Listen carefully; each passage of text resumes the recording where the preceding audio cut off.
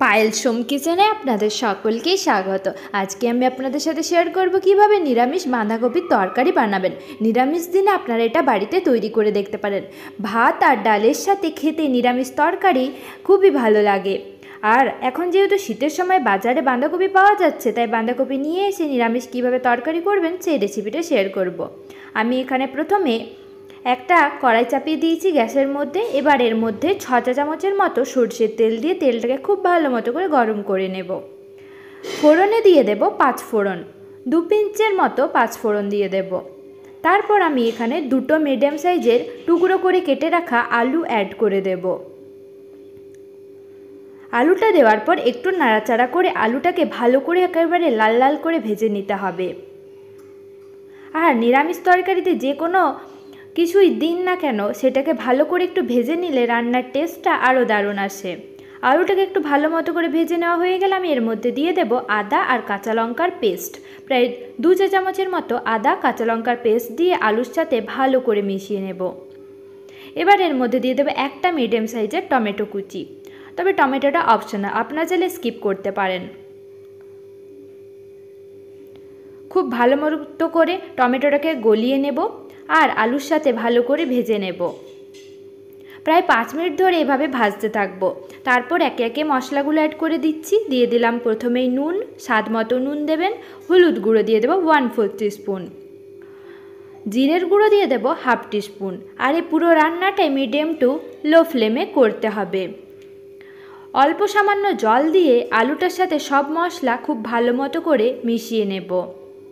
ফ্লেমটাকে এবার medium to হাইতে করে ভালো করে কষিয়ে নেব। আর এর মধ্যে আমি গাজর আর কিছু মটর বা কড়াইশুঁটি এর মধ্যে দিয়ে দেব। যেহেতু নিরামিষ তৈরি করছি তাই গাজর আর কড়াইশুঁটিটা দিতেই হবে।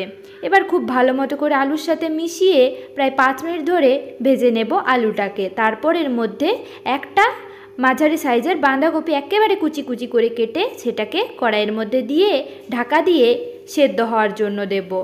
হালকা একটু সেদ্ধ হয়ে গেলে এবার আমরা নাড়াচাড়া করব। তখন তো যেহেতু কড়াইটা ভর্তি হয়ে গিয়েছিল তাই নাড়াচাড়া করা যাচ্ছিল না, তাই একটু ঢাকা দিয়ে তারপর আমরা নাড়াচাড়া করব।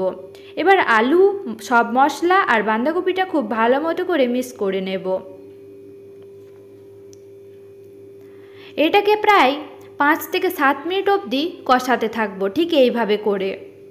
এবার এর মধ্যে আমি দিয়ে দেব কাশ্মীরি লাল লঙ্কার গুঁড়ো 1/2 টিস্পুন। এটা কিন্তু ঝাল হবে না, আমি কালারের জন্য দিলাম। তারপর বাঁধাকপিটাকে আবারও ভালো করে নাড়াচাড়া করে নেব। এখনও কিন্তু আমি এখানে জল অ্যাড করিনি। খুব ভালো মতো করে ভেজে নেওয়া হয়ে গেলে তবেই আমি জল অ্যাড করে দেব। প্রায় 1/2 কাপের মতো জল দেব। আর যেহেতু বাঁধাকপি থেকে কিছুটা পরিমাণ জল বেরিয়েছিল তাই সেই জলটাতেই হয়ে যাবে। ঢাকা দিয়ে সেদ্ধ হতে দেব 10 মিনিট। ফিরে এলাম 10 মিনিট পর। বাঁধাকপি, আলুটা আর গাজরটা খুব ভালো মতো করে সেদ্ধ হয়ে গিয়েছে। হালকা একটু নাড়াচাড়া করে নিচ্ছি আর শেষে দিয়ে দেব ধনেপাতা কুচি ছড়িয়ে দেব। আপনারা চাইলে এখানে ঘি অ্যাড করতে পারেন, তবে যারা ঘিয়ের গন্ধটা পছন্দ করেন না তারা স্কিপ করতেও পারেন। এবার একটা হাতা নিয়ে যে আলুগুলো আছে এগুলো একটু থেতলে নেব এইভাবে করে, তাহলে মিক্স করতে খুব সুবিধা হবে। আর বাঁধাকপির মধ্যে কিছু আলু একেবারে গুঁড়ো হয়ে যাবে, খেতে ভালো লাগবে। এইভাবে করে আপনারা তৈরি করুন নিরামিষ দিনে এই বাঁধাকপির তরকারি। তৈরি হয়ে গেল নিরামিষ বাঁধাকপির তরকারি।